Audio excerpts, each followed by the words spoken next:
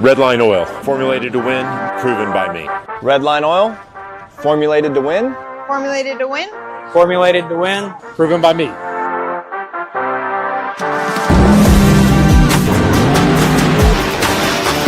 Formulated to win, proven by me. Proven by me. Proven by me. Redline oil, formulated to win, proven by me.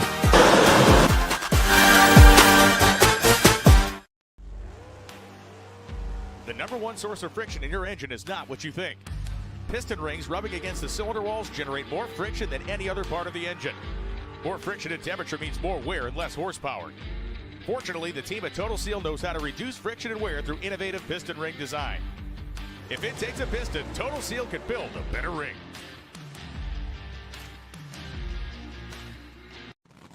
This is WFO Radio. Hey everybody, WFO Radio is back. That's right, we're getting ready for the American Rebel Light Beer Virginia Nationals. How about Andy Ross and American Rebel Light Beer jumping on another event? They're trying to own the South. They're trying to crush all the other beers, and I love it. I give them credit, right? There's an open event. It's a premier event, Richmond, Virginia. We always pack the house there. I don't know if anybody thinks anything other, but the race fans there are as diehard as they come. Last year, braving like 150 degrees, I think it was. It was like 170 on the ground, track temp over 140. Truthfully. So I'm very excited about this weekend's race. I welcome you all. My name is Joe Costello. If you've never seen this show before, it's WFO Radio. We interview NHRA drag racers predominantly. That is our topic. We've got an Ignition podcast, which covers just about everything. We go in all directions. It's pretty amazing stuff. We got a new show on our network called Life's a Drag with Jason Logan and Neelan Werner. What will they be doing tomorrow, Wednesday, 6:30 p.m. Eastern time? I have no idea. But I can tell you that we have got a great show. Super excited about it. We've got Daniel Wilkerson making, as far as I know, his first WFO radio appearance. I think he might have jumped on like quickly one other time. And we've got Steve Torrence, who just won Top Fuel in Bristol. It's been a long time since the four-time world champion has joined us on WFO radio. So we're going to get ready for Richmond. We're going to talk a little bit about what's going on, what's hot in the world of NHRA drag racing. I'm super excited. I'll tell you at some point about the sponsors, but I ask you politely and respectfully to share the show. You are our marketing platform. It's as simple as that. You guys sharing the show, grassroots, pushing it out there because you like the people that are on the show. Like it? Got a deal? Good. Let's bring them on. Daniel Wilkerson, first WFO appearance. Now, is it true? Is it not true? What do you think, Daniel? I feel like at some point you might have jumped on for something, but I know I've been waiting for the big WFO winter view, and I'm trying to switch it up here today. But like, what say you? What's the real story? Yeah, I was on when we decided to let me drive instead of Tim. You had me on for like a legit show, but I have hopped on here and there every once in a while. Big news stories, right? Big WFO, big news stories. When Daniel Wilkerson is going to jump in and his dad is going to step out of the seat, that is a big story. And since that point, that's right.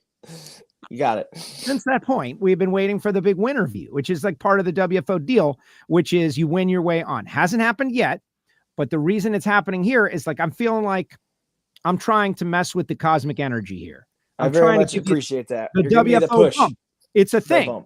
The WFO bump is a real thing. We're going to test. We're doing a test here with the cosmic forces as we're getting ready to go to Richmond. So we're going to have a nice interview. People are already weighing in out there about D Wilk. It's going to happen, right? Like you've got a fan base.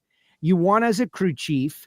It's going to happen. It's just a matter of when does it happen? When do the racing gods decide to let you break through?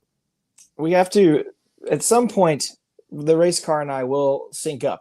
Everywhere we go so far, it's like, when I'm on my game, the race car's off. When the race car's on, for whatever reason, I'm off. So we'll link up, and we'll stay linked up so we can win a bunch of them. I don't want to just win one. I want to win tons.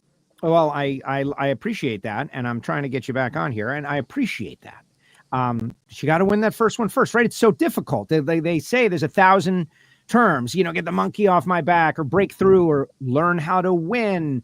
But it's not really any of those. It's just doing your job every moment of one given event and having things fall your way. Yeah, you need a break every once in a while, which is it's tough because I feel like we've got a break or two. We went to the finals at Pomona. We didn't have the fastest car, but we had a good running car, and there are a lot of my friends that had really, really fast cars and got sent home. So I feel like we got a break there first round, but we've got a good car. We went 84 at Charlotte at night, and we've been low or second low during the heat a bunch of times. So it's coming. I'm not really stressing about it. All right. Well, I'm glad to hear that. Right. The Skag, the Skag Nation, the Cat's Eye Gold, Randy Glady, all of those things.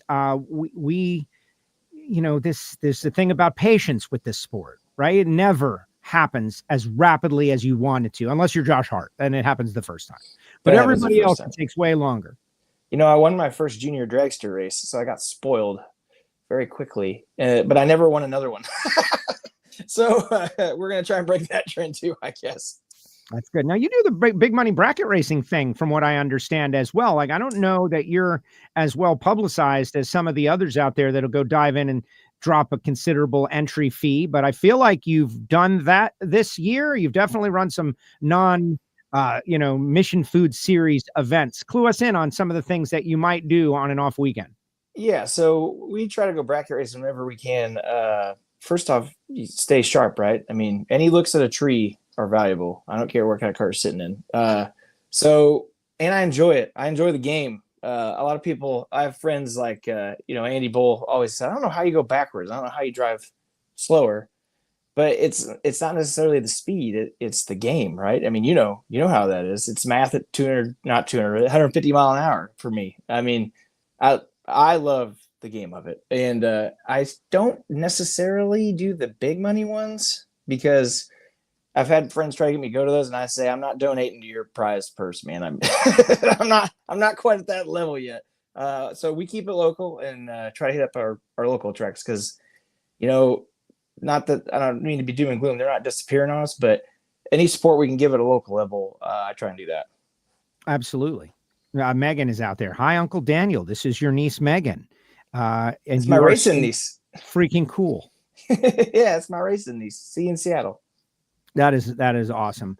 I agree on the local track tip. I have lost all of mine. My nearest local track is 3 hours away. You could call Immokalee in the Everglades, 2 hours away. And they're hanging in there, and I wish them greatness, and I hope to get Project Pontiac out there one of these days, but I absolutely agree. So what are the tracks that you consider your local tracks? Shout them out. We got Coles County. It's in Charleston, Illinois, Central Illinois Dragway in Havana, and Worldwide Technology in St. Louis. I'm in the middle of about all of those. It's like one an hour, 1.5 hours from all of them. You're lucky. Now, Worldwide Technology Raceway, they just had a big IndyCar race this past weekend. Amazing facility. Like, we are so lucky. Like, that one in particular, we are so lucky to still have that, to have resurrected it, because it's kind of, I don't know, maybe a cornerstone of sportsman racing, whether it be Summit Bracket Racing, a big money scene. Tyler Bohannon does a lot of his stuff there. We've got multiple divisional events there. We got the national event there. It's right in the middle. Like, that track of all tracks is as cornerstone as they get. I agree. And, they have that huge circle track facility. So I'm glad they've got that back going too. Cause not that, I don't dislike circle track races. It's just not my bag. But if it helps keep the place open, I'm all about it. Exactly. They have every major motorsport, North American motorsport. All right, let's talk about driving nitro funny cars. So we loved you. We learned to love Daniel with his candor on the starting line. And a lot was made of it, but you keep living up to the hype, right? Like, you drop like all kinds of information. I think Richmond, honestly, was one of the first really Daniel interviews, if memory serves me right. Like, this is all off the top of my head, so I could be totally wrong, but I think with Chad, one of Chad's early runs, the car wouldn't start. You walked off the starting line. You were infuriated. It sucked, but you gave us a moment of just pure, like, honesty. And it was like a ray of sunlight. Like, oh man, crew chief, honesty. Look at this guy. He's taking responsibility. Something didn't work out. It sucked. Like, who says that? Nobody says that right now. Was that right? Was that Richmond? Do you remember that? So I'm making all that up. That could be also. I actually think that your it was when I worked on Blake's car. I think Blake's car wouldn't start there at Richmond. And Okay. then the chutes popped out. It was just a mess. Yes, I think that was Richmond. Okay. So yeah, Look I at think me. you're right. I think you're onto something. So why not try to cover it up? Why not try to be vague? Why actually, as a young, let's call it rookie crew chief in that moment, try to cover your A? All you get is what I got. And I know it might be a character flaw. I don't know. But I'm not a good BSer. You know what I mean? So I don't even know what I would have been able to say if I wanted to make something up. So I'm a straight shooter, my friend. So when you stick a mic in my face, whatever's running through this empty dome is what you get most of the time. So that career that I just mentioned, and I think I referenced, let's call it a downward start, culminated with a win at the In-N-Out Burger Finals over your dad, with Chad driving, launching really in many ways 2 careers. Think about the road traveled right there before we get to the driving and where it started and where it is. Pretty amazing. Not too many people can say they tuned one of these things to a Wally. Yeah, that's one of the most proud moments. We're very proud of the program that we put together over there. You know, Tim was the foundation. Tim's tune-up, we had years, hundreds of runs to go back and look at when we were building that thing. So, you know, credit where credit's due. Tim's foundation really got that thing up and running. And, you know, if we were stuck, Pops helped us out. And to be able, I think if you told me 5 years before you're going to beat your old man in the finals at Pomona at the last race of the year, I would have called BS. But I mean, you know, that's stuff that when you're sitting at the dinner table, you're like, that would be so fun someday. Too bad that'll never happen. But it happened. I mean, that's like, I got goosebumps, and it was so long ago. But to make that a reality was awesome. And like you said, we kind of launched, you know, Joe Serena was super instrumental in all those runs too. I used to bounce a lot off him and Dean Marinas. You know, there's a lot of core crew guys on that car. Rob Coble worked on that thing. And, you know, it's not just a one-man band. To make that thing run, all 10 of us have to be on point all the time. And we were able to do that. We built a team, built a program, and now you can see, look, they won Gainesville. They're off and running. Right. The bird's out of the nest, right? Like, Yeah, fly, little bird, fly. And they did. Well, Dean is obviously, Dean and Joe are not little birds. No. Well, no, exactly. And our relationship, and I got to know Dean a little bit, and I'm getting to know Joe a little bit, and they always, they do real well on the starting line also. And now you got to fight them. Most recently, Bristol, you went to the semifinal. And so I'm sensing progress, momentum. I talked to Tim in New England. I endured the funk, if you will, in the pit to have a wonderful conversation about the progress. And he said, you know, we took and this is what I'm asking, it's like we took a fast car and made it slow. Like went backwards, like lost it. But he said he knew what it was, and it looks like that is true. Can you walk us through that a little bit? Yeah, you know, these things are so finicky. You know, I hate to, it's almost cliche at this point, but the clutch back is so important. If you change something, a disc that you've been running, a date code you've been running, or you go down the path of, hey, this one's more aggressive. You guys should try this. It'll make your car fast. Okay, cool. So you run that, you fall down a weird rabbit hole where it runs great at night, but then you can't make it go down the track when it's over 115, you know? So it takes runs, it takes practice, and you got to be on your game. Sometimes he does stuff, and I'm sitting in there, I'm like, oh my gosh, that's never going to work. And then here's low of the session or second low of the session. So a lot of times now you can actually see it sometimes. I'll say something on the radio, and I'll go back one more. So at Dallas, they were talking about stuff, and I said, hey, do I get a vote? And he said, sure, buddy. What do you think? So I got to chime in. We made the run. It was fun. It was great. Sometimes I'll say something and he just goes, like, he'll be looking off this way and he'll just go, which means shut up and drive. So if you ever see him swing around and go like that, I said something he didn't like. So it's a pretty cool dynamic. It's fun. All right. So when you took over the seat, my understanding was that, you'd made runs. You'd made some runs, but you'd never made a whole bunch of runs back to back to back and events back to back to back. I don't know what that stat was like over the course of a season, how many runs or how many events you had run back to back. But now you've got that experience. So kind of take us through the arc as a driver, as a funny car driver, the things you've learned, you've experienced, you're still experiencing, because now you're getting out of the car. Look, the first few races, it was pretty obvious you were a little tight on the top end, like just dealing with it all. It makes sense. Now you've soaked it in, but now you're Daniel Wilkerson that we know, and you're giving us everything again. What is that arc, this year and a quarter been like of driving every race? So you said you didn't have the stats. I have them. So I had made over the course from 2009 to 2022, I'd made 80 runs total over that time span, which it's a cliche again, but it's almost like you're resetting every time you get in the thing, because you make a run and then a year later you get to make another one. Oh, am I glitching out on you? Yeah, you're good. Keep going. Your audio is perfect. You're looking great. Keep going. I've always heard you got to make 100 runs or you're not up to speed. And so Bingo. You made 80 over a decade and change. Yeah, bingo. So I actually, somewhere in the middle of the year last year, I had made more runs that year than I had my entire 12 years before that. And there is something to that number, partially because stuff starts slowing down for you at 100. And you can it's amazing how many thoughts you can think in 4 seconds. It seems impossible, but I can tell a story about a run that lasts 3 minutes long and it happened in 4 seconds.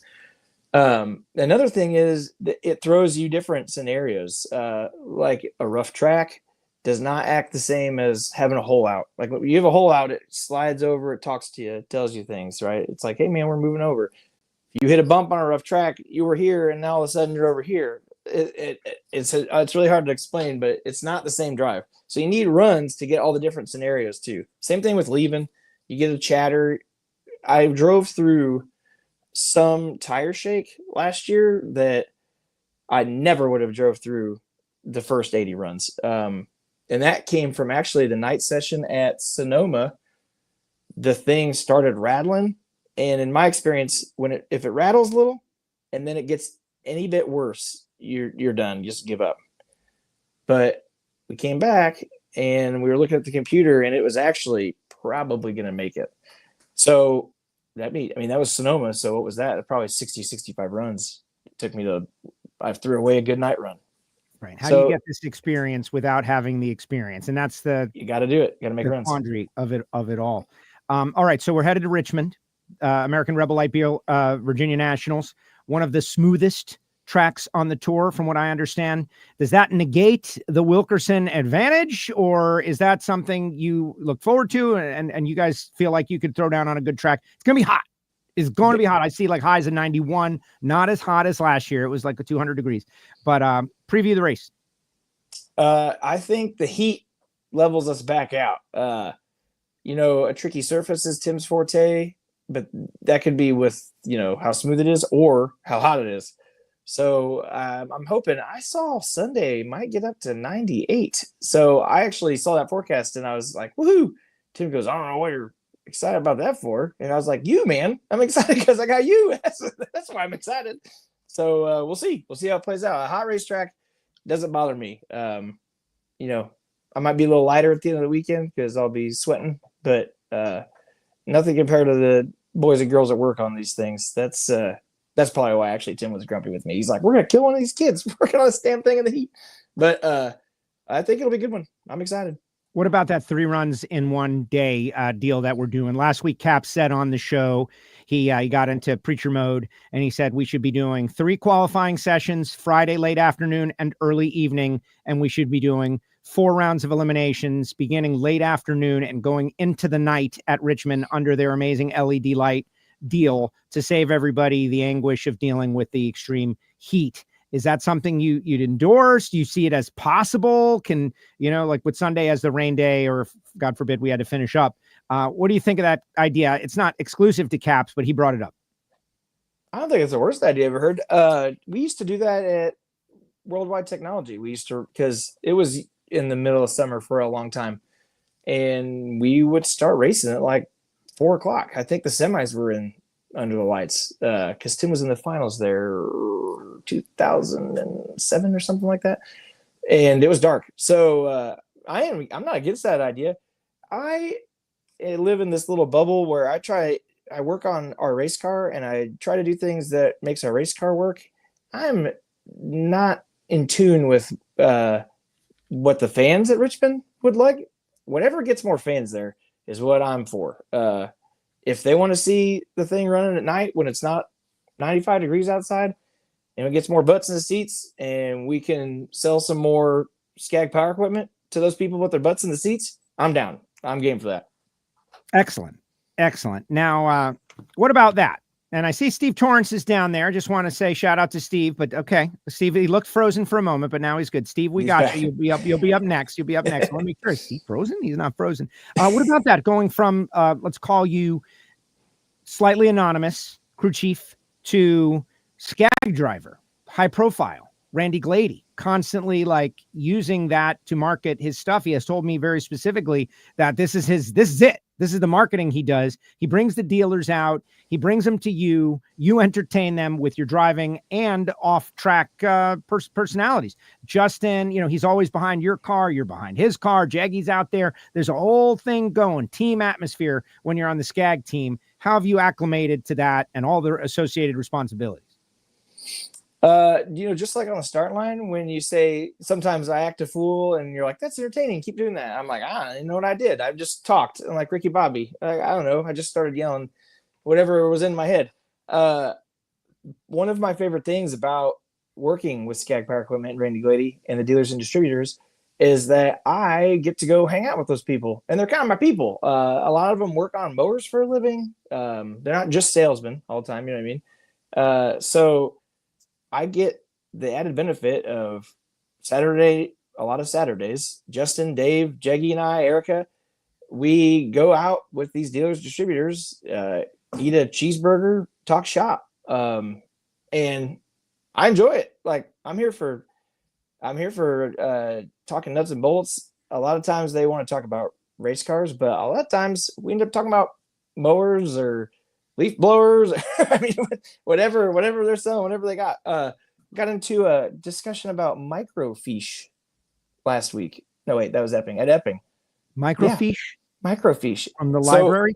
Yes. So this this dealer said his catalog used to be on microfiche. So if he wanted a part, he went to his microfiche, and Justin Ashley was like, what's microfiche? You keep saying this word. I don't know what you're talking about. And then I immediately went, I'm old now. Yes, now I am old. As am I. Dewey Decimal System. Decimal System. I was like, well, Justin, I got on this card catalog and I found the thing and I went to the computer. It was and a newspaper article was on there. And he's like, yeah, cool, man. So then I was actually like, those 90s detective movies when they're like, microfiche. And it all clicked. So you never know the discussions you're going to get into. I said all that to say that there you go. No, I love it. Good time hanging out with them dealers.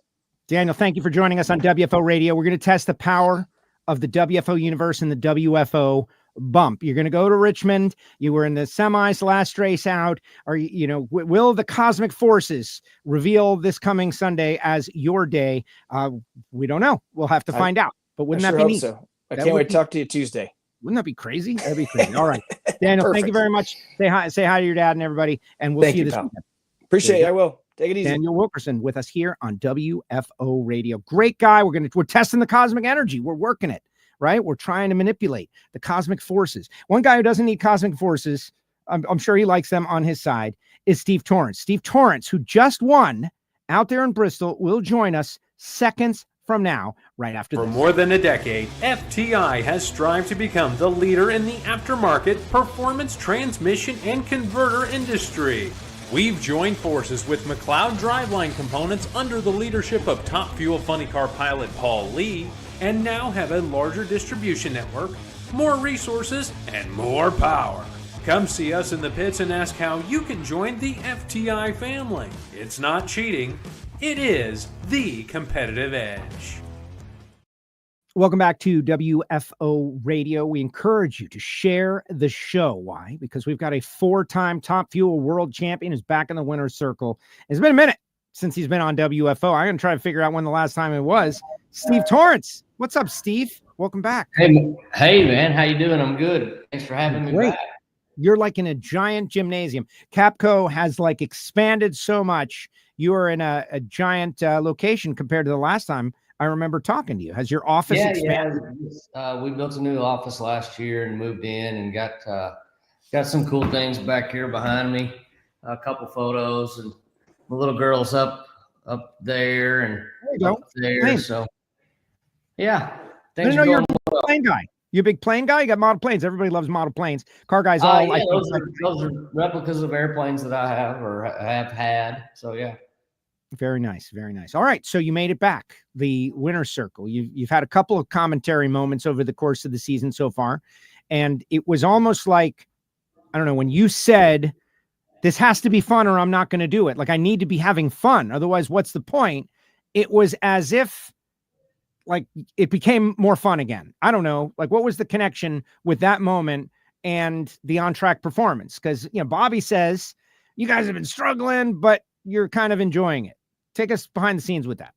Well, admittedly, we changed a lot of things over the last few years and tried to make a better mousetrap. And it's been a struggle for us to get the car. It shows glimpses of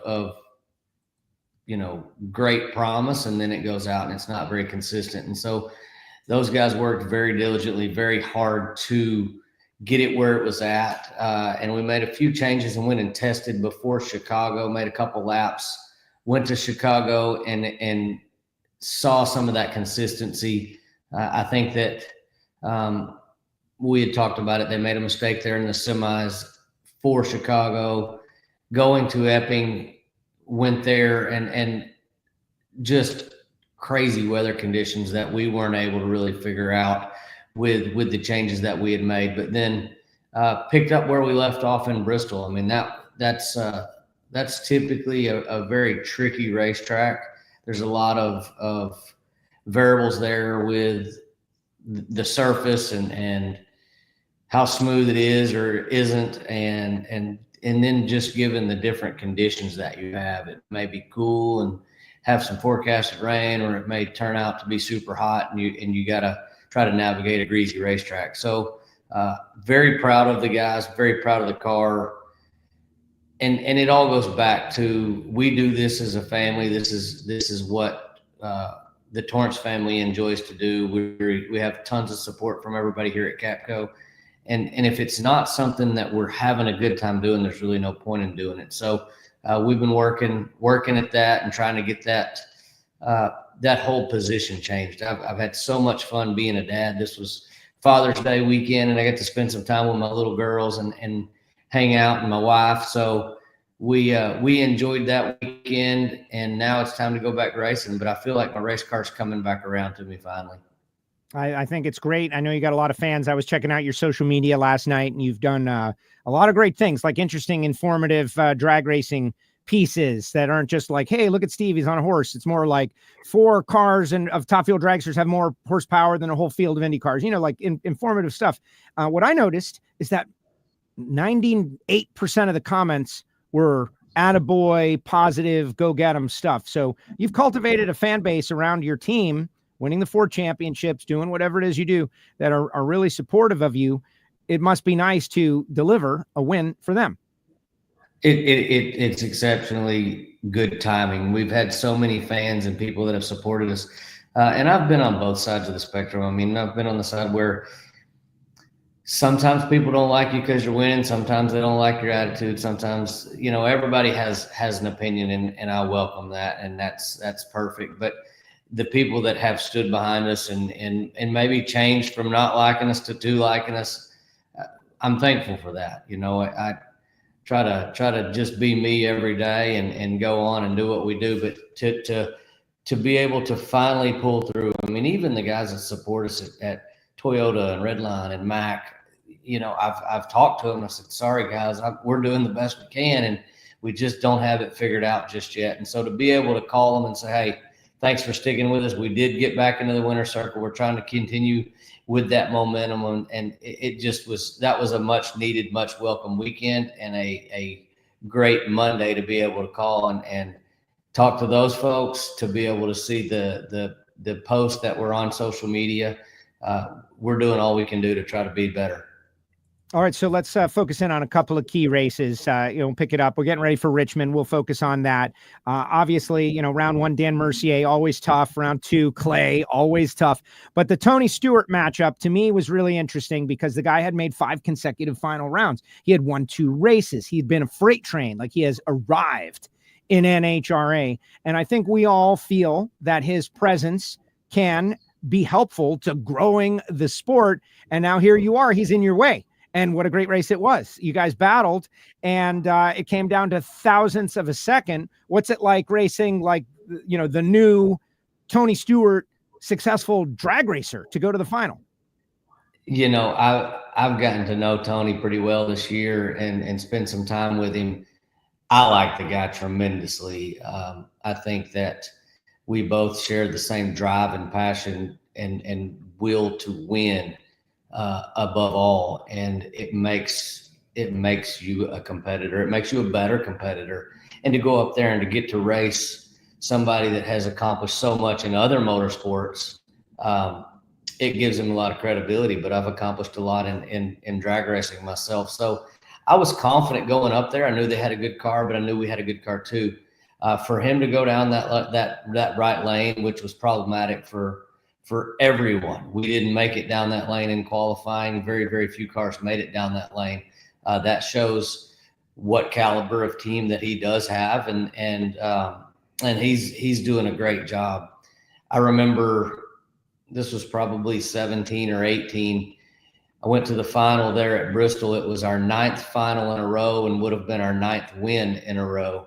And we broke a crank right at half track coming over the bump. So just because you've accomplished a lot of stuff in the past, you can't live on it, but you also got to build off of that confidence and say, hey, I've been here before. 5 finals in a row. That's hats off, but we've done better. And so you got to have that swagger. You got to have that confidence going in to beat a guy that has won so many championships in other motorsports, because at the end of the day, he knows his ability. He knows what he can do, and he has something to prove, and he's doing it. And so you got to go up there and have the same mindset as your competitor to be able to compete and either, be right there or win. Yeah, it's very interesting to watch you openly communicate where you're trying to get, as in back to that razor's edge, intense competitor of the perfect countdown, which I still think, and I say it all the time, because I don't think it gets as much attention as it deserves. Like, that was crazy that you were able to do that. It's insane. It's an insane feat.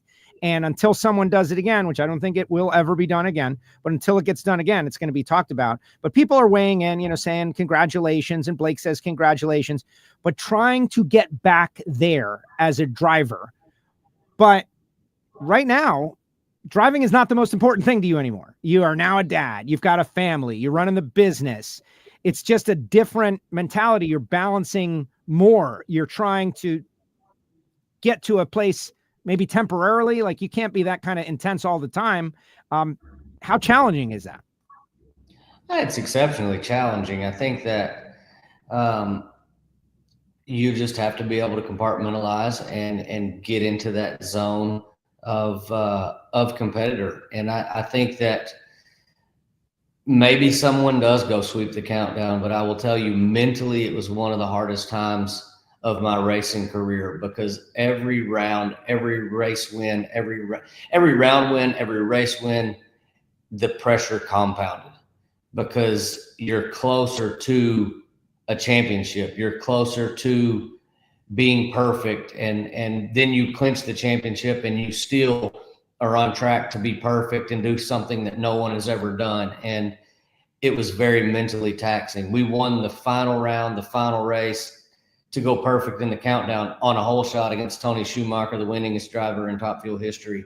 So like you said, absolute razor's edge focus. Everybody had to do their job at every point of that whole countdown.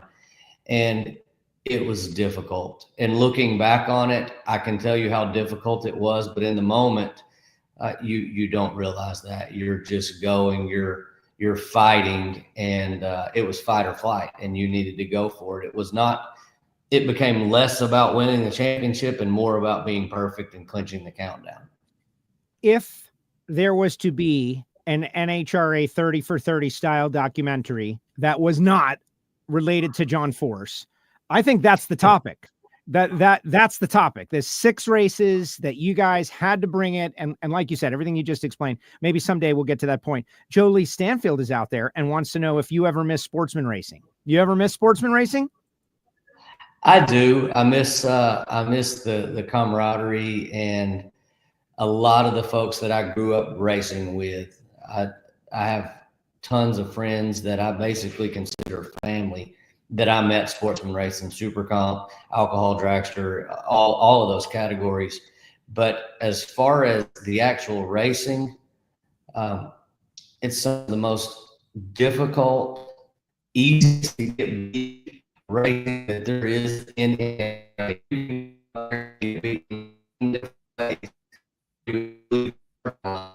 seems like so. That being said, I'll stick where I'm at, just concentrate on driving straight and keeping it in the groove and trying to take off on time.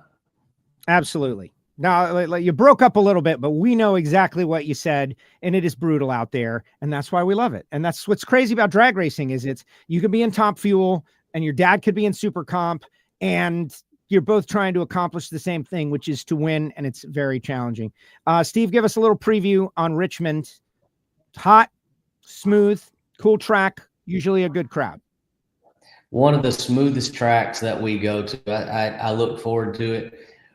Crazy thing about Richmond is that's the first Top Fuel race that I ever raced. 2006 Richmond, teammates with J.R. Todd in the Torco Skull Gear car, and had just come off of winning an all championship the year before, and then had an opportunity to drive a Top Fuel car for Dexter Tuttle and Evan teamed up with JR. And so I remember going there, and I think it was the first run, maybe the second run, I go out there and throw the parachutes, come off the car.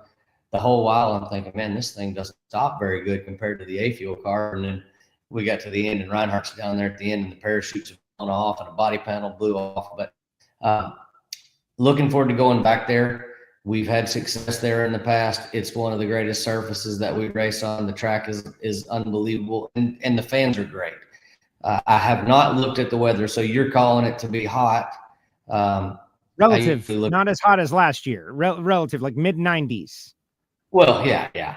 So it's going to be a tuner's race. I'm looking forward to that, and it'll also probably be a driver's race as well. If the conditions are like that, you never know exactly what you're going to get. So you set up to be able to be focused enough to leave on time and be ready to catch the car in the event that it tries to shake or tries to spin the tire. And it's just, that goes back to experience and being able to get that thing down through there. Steve, thank you very much for spending a little time with us here on WFO Radio. I know you got a lot to do these days, running Capco, and I'm sure you guys are working very hard. I appreciate you knocking out 20 minutes or so for the WFO universe so we could learn what's going on with the Capco Top Fuel Dragster. We're super excited that you're back in the winner's circle. Thank you very much, Joe. I appreciate being on here. Absolutely. Take care. We'll see you this weekend. There he goes. Steve Torrence with us here on WFO Radio. That perfect countdown. Every time I say it, I say perfect countdown, right? Like people are, well, it wasn't perfect because, they smoked the tires like 4 times. If you go back and look at the runs that they made, completion to non-completion, all of that, it's statistically insanity. And, in baseball, the Joe DiMaggio 56-game hitting streak, people will talk about that. In football, Miami Dolphins, perfect season, right? Perfect season. Like, People scored points against him in the perfect season. Well, it's not perfect. If somebody scored a point against you, it's not perfect. There was a fumble. And so that's not really what we're talking about. That's not how I characterize it. I characterize it like this. There are 6 races in the NHRA playoff system. That is called the countdown. And they won all of them. Nobody else got to drink from the chalice of victory other than them. And as Steve recounted that moments ago, I could almost feel the tension returning, at least to me, because I wanted to see it. I want to see great stories. I want to see stories that I've never seen before. And I knew when that was happening that I was in the middle of one. I wonder, like maybe someday that will get a 30 for 30 style documentary, the perfect countdown. And we have all the footage, I don't know how much behind the scenes stuff was taken of those 6 races. But think about it now. To win any 6 races consecutively, for a top fuel racer to win 6 races consecutively, period. That's not happening, let alone the final 6 when everyone's at their best. I don't know. Seems unlikely. Amazing stuff. Congratulations to Steve and Bobby and Hoagie and everybody on that team. The Capco boys are back and it's great. I think the sport is better off because of it. And just looking at the point standings, Steve, 7th, 250 back.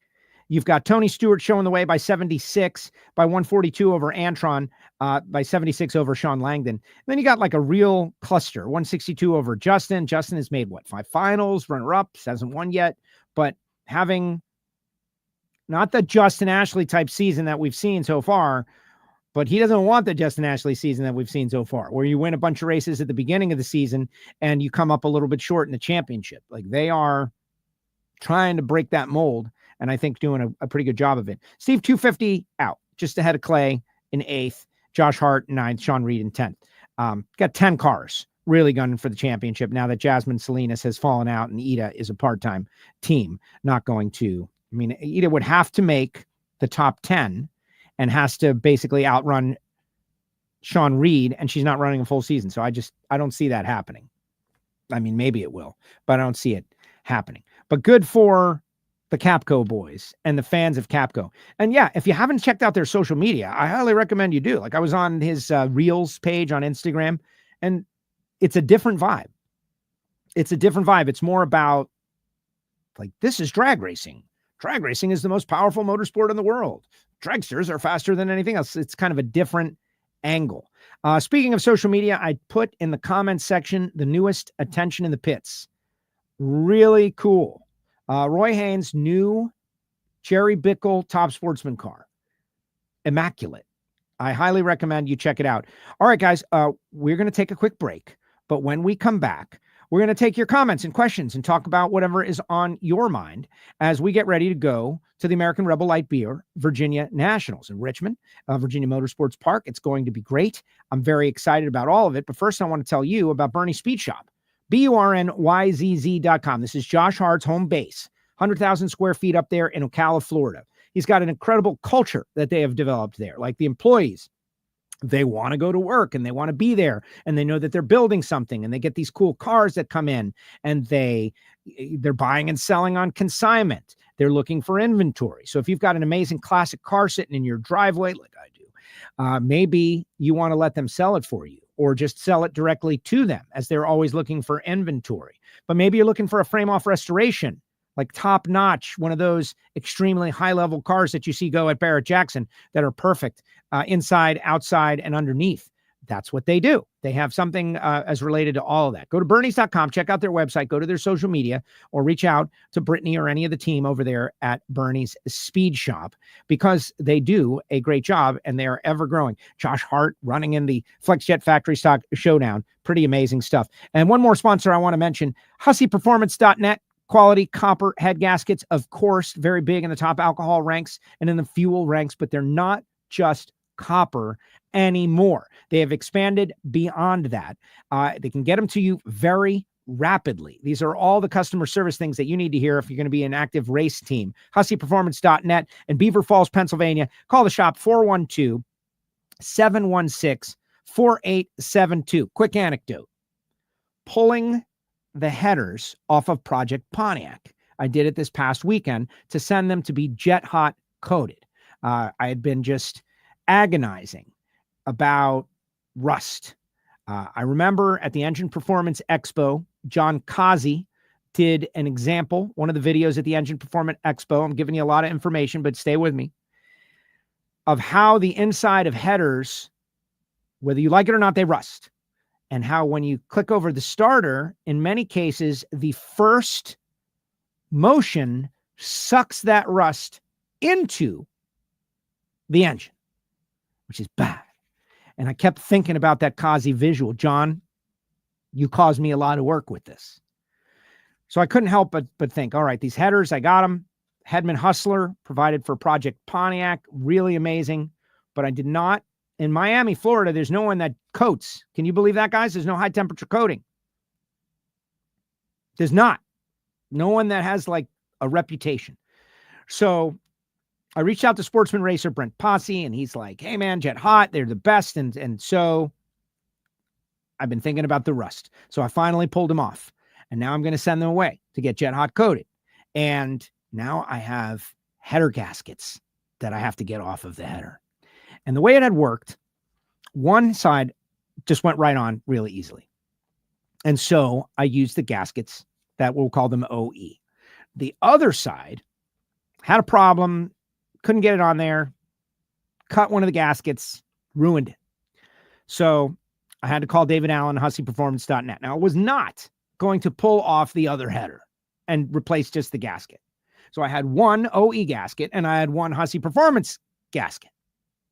And all I can tell you is this: the amount of time spent removing the OE gasket versus the Hussey Performance gasket was well over an hour of my life. The Hussey Performance gasket just stayed right together and I pulled it off and it was perfect and possibly reusable. I'm not going to reuse it, but that's what we're talking about the material and what happens to it.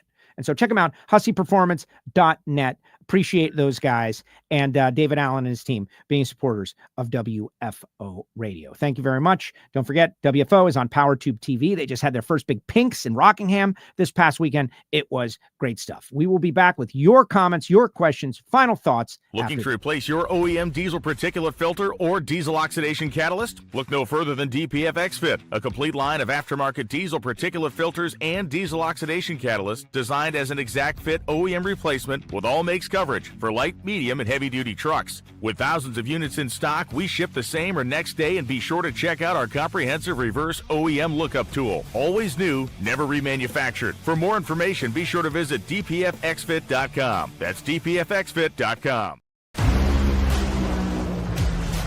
Drag racing fans, check out Drag Race Bracket Bonanza. It's the free, family-friendly fantasy bracket game. Now, after final qualifying at every national event, you can fill out your bracket for all the pro classes. It's free, easy to click on your picks. If you need some help, just hit the randomizer button to fill in the blanks. It's for fun, stay engaged, and pick your winners today.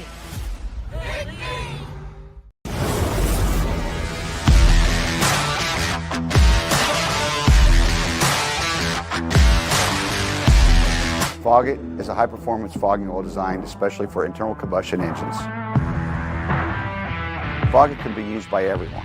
If you have a lawnmower, a jet ski, a motorcycle, a tractor, a high-performance car, a classic car, racing vehicles, if it has a cylinder wall, it needs Foggit. Available at summit-racing-equipment.com.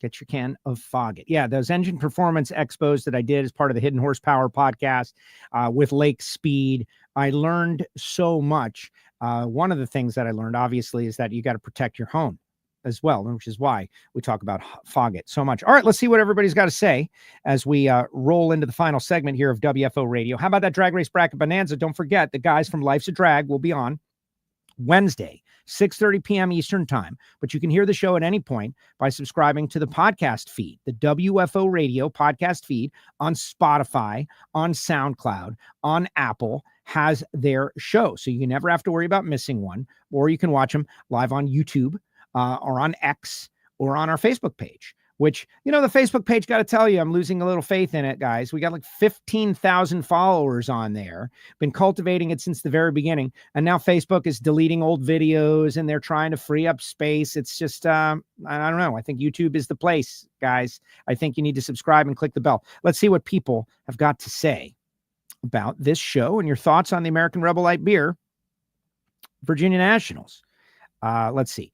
Memphis Lonnie agrees with me. It was 24 rounds with 24 wins. That's perfect. Thank you very much, Memphis Lonnie. I agree. That's how I think about it. And I'm not being critical in any way, but I think it has to do with being from Miami and the Miami Dolphins. It really does. I don't think people outside of Miami understand what it means to be perfect, the perfect season, because they've never experienced it, right? They've never experienced perfection in sport. It's so rare. It's so uncommon. Me, having been raised here in the South Florida community, born into the golden era of perfection. And you might laugh, and I am being facetious a little bit because it is just sports, but it's bigger than anything. It's bigger than anything. And for a drag racing team to have finished the playoff with perfection, like the day a NASCAR team does it, and they win every race in the playoff, I have a feeling that NASCAR will make a big deal about it. I don't think that we knew what to do with it. And I don't think we still know what to do with it.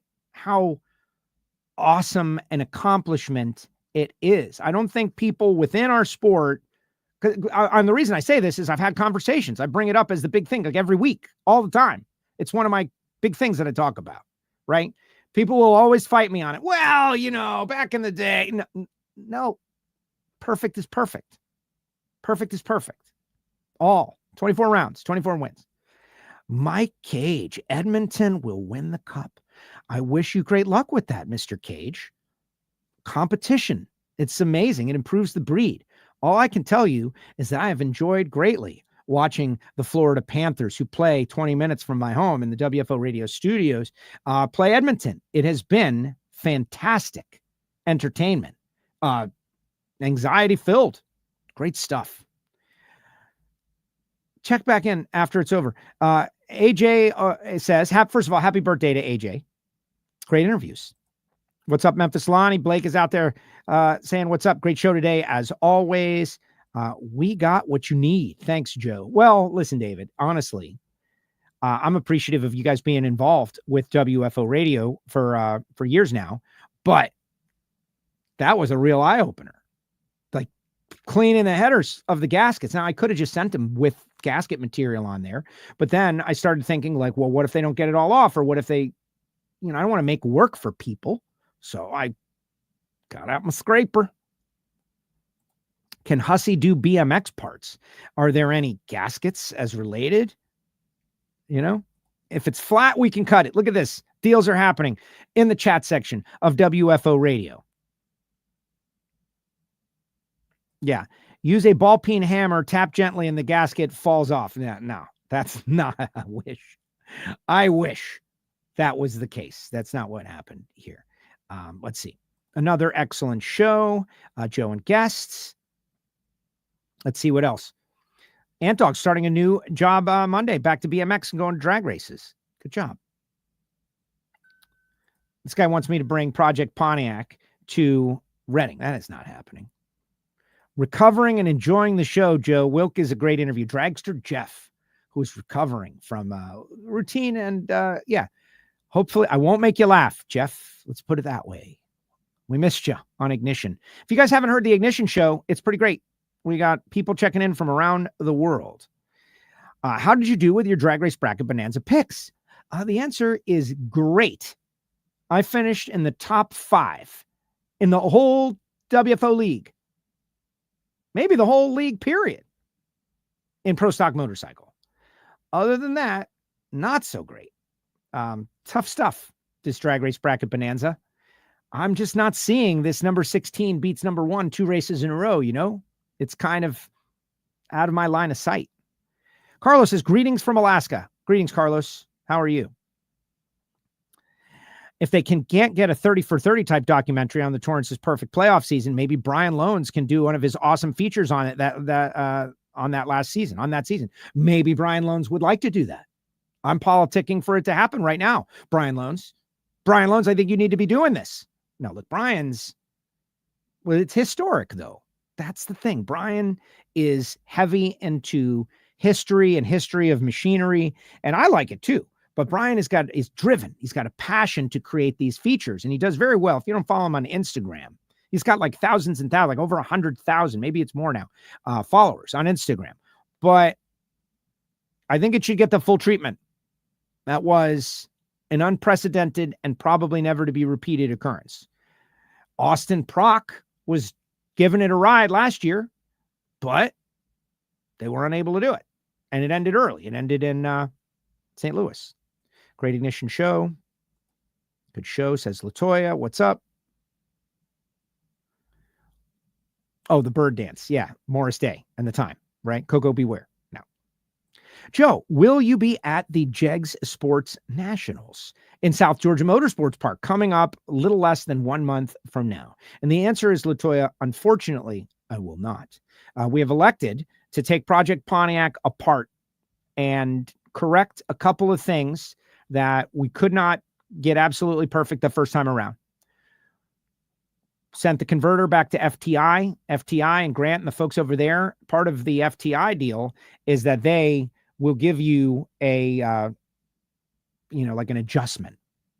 Like making a torque converter is a very complex, like there is I don't want to say there's a witch doctor involved, but it's like that. So to hit the target RPM the first time out based on just numbers and data is challenging. So we wanted it to flash to a certain number, and we got really close to the number, but we didn't nail the number exactly. And so it's worth it to make that what refinement is what it is. So we had this whole headers thing going on in my mind. So pulled the transmission out and going to make a couple of refinements to the torque converter and add a pro trans brake to pick up maybe 15 thou or as much as we can pick up in reaction time, because there is something that had occurred to us that really had never occurred to me when I was building the car the first time around. And what it was that, oh my goodness, this car could potentially run super gas as well. It would be less competitive than the 2,100 pound street roadsters, but it could fit the class. So I needed to do everything I needed to do, make it cut a reaction time, to have a light at 3,300 pound tank with front suspension, travel and whatnot. And so adding the pro brake was important to me. So that's what we're doing. And folks at FTI Performance have got the transmission and the torque converter and all of that. And Jet Hot has got the headers. And so that's going to make it impossible for me to run the JEG Sports Nationals, because I'm not going to do a crazy thrash like that again. Next time we go, we're going to be ready. Let's see what else people have got. Look at this guy, just begging.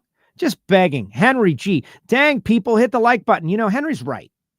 The like button does make a big difference in the algorithms and comments on the YouTube and all of that. It's been really amazing to see how that all works and learn as much as I possibly can about it. All right, before we part ways, I do want to give you the reset, the points leaders in each category. Austin Prock leads Paul Lee by 31 points.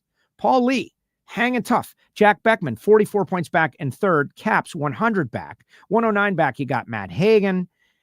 JR, 175 back in sixth. 202 back, Daniel in seventh. 214 back, Chad Green. 234 back, Alexis DeJoria. Cruz Pedregon, 240 back. Tasca, outside of the top 10, but that really doesn't matter. 249 back in 11th. Tasca says they'll have a new chassis out there for this weekend. And 270 back, Spencer High. Dave Richards, 296 back. Buddy Hall, 308 back. And that's really your championship right there. Okay. You got 14 cars. As I understand it, they're all going to all the races. And so it's about seeding. Like how high up can you get for that points reset? But there's also the regular season points championship. And Austin Prock has not run away with it. It could be Jack. It could be Paul. It could be Caps. Any one of those guys. It could be Hagan. Any one of those guys is still legitimately in the mix for the regular season points championship, which is a considerable amount of money. You'd rather have it than not have it. So this is a big change from last year. A year ago, it really meant next to nothing. And now it means something considerable. We mentioned Top Fuel already. Just want to mention Tony Stewart, Sean Langdon, 76 points. You got the gist on that one. Pro Stock. The worst thing that has ever happened to Pro Stock, at least in recent times, is they are not racing this weekend. It is a major bummer. And isn't it just the way it always works? You get a story and people are interested. Caps is on here. He's captivated. People are talking Pro Stock. They're interested in the human element, and the schedule dictates that they don't happen to be involved in this race. What a bummer.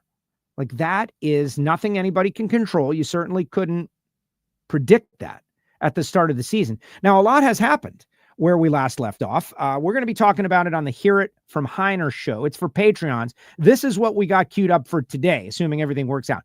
Jolie Stanfield is going to be on the show. Michael Heiner is going to interview Jolie Stanfield. Michael Heiner is a crew chief who uses KB Titan power. Jolie's husband, Double Aaron, is an elite house car for Johnson's Horsepower Garage. They are great friends, as are many people behind the scenes in the Pro Stock. People do not hate each other, guys. But I feel like there's going to be interesting topics that come up. Maybe, or maybe not. We'll see. And that is for our Patreon VIPs, patreon.com/WFO radio. NHRA, I guess we didn't cover any of this last week. Now I'm thinking about it, right? Galvin and I got off the air, and that's when they clicked send at the mothership. All right, WFO is clear of the air. Send. Erica, fined $5,000. 100 points. Pretty considerable, maybe. Unless you think about it, and then not so much. And so there was an initial statement put out by the National Hot Rod Association. I encourage you to go to their feeds to see exactly what they said, because it's over a week ago and in many ways older news. The people at Team Elite protested immediately on social media. I don't know if that prompted a second statement by the NHRA, but the second statement by the NHRA said that it was communicated directly to Team Elite that they could not use the interliners in New England, a point that Team Elite has contested. And we'll just leave it there. Now, what do I think?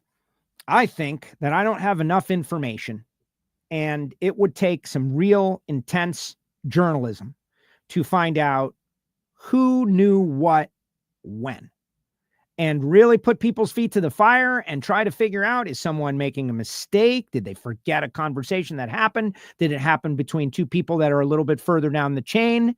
And like, we don't know. We're not going to do that. You know that I can't. Like, what am I going to do with that? Right? I can't do anything with that. So I'd say we just move on. 100 points. Is it that terrible? Greg Anderson leads the points by 67 over Dallas, by 311 over third place Matt Hartford, by 388 fourth place Corey Reed, by 463 over Aaron Stanfield, 475 over Derek Kramer, who's sixth, 486 over Eric Latino. Erica, 487. I'm assuming that the 100 points has been taken, but I don't know that. 508 over Jeg and Mason McGahey, etc. So what is the 100 points? The 100 points is perhaps 10 points, because I think it's safe to assume, as much as Team Elite might not like me saying this, they were not going to win the regular season championship. Like, that was not going to happen. It's a mathematical thing. Like Greg Anderson, maybe he gets kidnapped and he doesn't show up for a bunch of races, but unlikely, mathematically speaking. They were not going to win the regular season points championship. So really, it's about how many positions they may or may not have gotten up the points after the reset. Is it 10? Is it 20? Like, we don't know. We'll see how they run and how much better they get from between now and the cutoff. I do appreciate them being annoyed. I cannot take a stance on this. I don't have enough information. According to the books, like if we're going to go with the law and order of it all, is that the organization who makes the rules and enforces the rules, the police, if you will, the police have said that they have done something that is not in compliance and have issued a penalty. And that's that. You know, you get the speeding ticket and you got the ticket and the police officer says you're 6 over. You can go to court and fight it, and I guess they will. But I think most people realize like that's 9 out of 10 times the end of it. I know fans of Team Elite. Trust me, I've seen them. They're infuriated, suggesting that Richard Freeman park all 9 cars and go to the Bahamas and quit, right? Whoever is giving that advice is really not doing a good job for Team Elite. A lot of people, guys, you spend time on the social media reading commentary. It's kind of shocking how many just like regular people who I've never seen their name before, but they're fans of Pro Stock clearly, and I admire them because they like the same thing I do. Extremely reactionary. Extremely reactionary. I think sometimes you take it and you go back to work. You show up in Norwalk and you try to win the race and you make your statement that way. And I really feel like that's what's going to happen. I don't know if they're going to win the race, but anyone who like advises and pukes out on social media to quit, like what are you talking about? I would never do that. I don't think any of these racers would ever quit and park the cars and show them. That'll learn NHRA. You know what that would do? Sorry. Triggered. That would kill Pro Stock, you idiots. That would be the thing that killed Pro Stock. I know what we'll do because we're so mad about this penalty. Let's just kill the whole thing for everybody. Let's just kill it. Yeah. Geniuses, guys. Geniuses. Not good advice. Bad advice. And I'll leave it there because I'm sure there's someone who was eager to tell me that what I'm saying is totally wrong. And it would have been way better for Richard to park 9 cars and stop showing up and kill Pro Stock to prove a point that may or may not, like we don't even know the behind the scenes. Yeah. But Facebook, man, so good. So good. Blake says, I have been stinking on my Drag Race Bracket Bonanza picks, but good for you, Joe. I picked Richard Gadsden. You know, I had Gadsden on the day he won. If you didn't see the Richard Gadsden interview, guys, I know he's been on many other shows, but he was awesome on WFO. And I'm super excited that Richard Gadsden is now a race winner because I think more are coming. I noticed when the update came out, there's no mention of fine points reduction. So does that still stand? I don't know why it wouldn't. What do you mean? Why wouldn't it? They didn't say anything. 100 points doesn't really matter. Just get to Indy, then kick ass. Exactly. And that's what me and Galvin were saying on the show prior to anything happening. But I do think, and I can say as someone who's around, you know, not totally knowledgeable, but around, that what we have right now in Pro Stock is everybody suspicious of everybody. Everybody's suspicious of everybody right now. Everybody's cheating and everybody's accusing everybody else of cheating. Like, why is Greg so fast? Why was Erica so fast? What's going on? That's the attitude going on in the pit area. And I think that NHRA did need to, and continues to need to, send a message that the cops are on the beat. The cops are on the beat. And maybe if you try something, you will be caught. And maybe if you try something, it will be publicized. And so maybe you shouldn't try something. Now, it's a totally different conversation about innovation in racing and what should be allowed and what shouldn't be allowed, because you'll win me over on a lot of that. Like, I think that there should be avenues to innovate, but that's not where we are at this moment. That can be taken up in the off season with the new Pro Stock board that's going on. Do they award the regular season championship when it's mathematically clinched, or do they wait till Indy? I don't know the answer to that, Derek. I don't know. C5 Pete, just getting here just now. All right, guys, final thoughts. Don't forget our boys, Life's a Drag. 6:30 p.m. Eastern Time, Wednesdays. That's when they do their show. WFO is available on PowerTube TV, guys. You can watch on PowerTube TV. And our merch is on sale right now. Miami Hollywood Speedway retro gear, hoodies, the fire gear, Project Pontiac stuff. It's all up and available. And I want to shout out to Marvin Rodak, rodakscoffeeandgrills.com, 817-924-6821. If you claim to love coffee, you need to call this guy because he has the best in the business. It's like the micro brew of coffee. Small batches sent from far off places, representing the best of its breed. 817-924-6821. Call Marvin. Frank Hawley's Drag Racing School, going to Firebird Raceway. So if you're up in that area in the Great Northwest, you want to do licensing courses, call Frank, frankhawley.com. And a big shout out to Foggett and Hussey and Redline Oil and CWT Industries and FTI and everybody that supports our show. Total Seal and Jesse. And we got a lot of people behind the scenes working very hard for WFO and with WFO to keep this train on the tracks.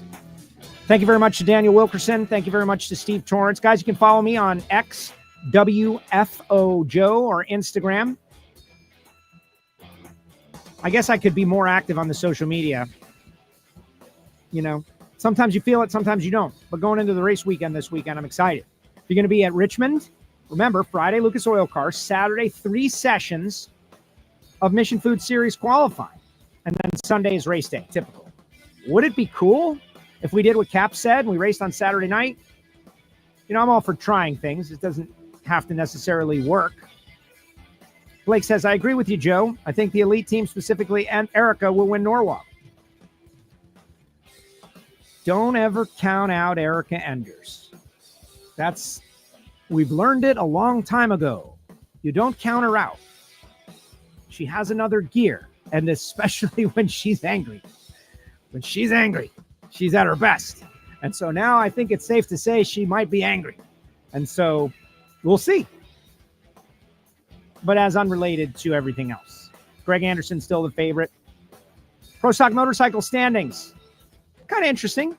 Gage by 46 over Matt Smith, by 54 over Richard Gadsden. 197 over Chase Van Zandt. Then Angie, Steve Johnson, Gianna Evaristo, John Hall, Chris Bostic, and Mark Ingerson. So we got a 3-horse race in the points for that regular season championship. Can someone else step up and beat Gage on the track other than Matt Smith and Richard Gadsden? Chase Van Zandt has done it. Kind of interesting. All right, guys, appreciate all of you. Subscribe to the feeds. The podcast feed is waiting for you. I like SoundCloud and Spotify myself. Also, shout out to the folks at Wright Trailers. What they did for me with my trailer is just amazing stuff. All right, guys, check out that new Attention in the Pits feature. You will love it. Thanks to Wilk. Thanks to Steve. We'll see you in Richmond. WFO.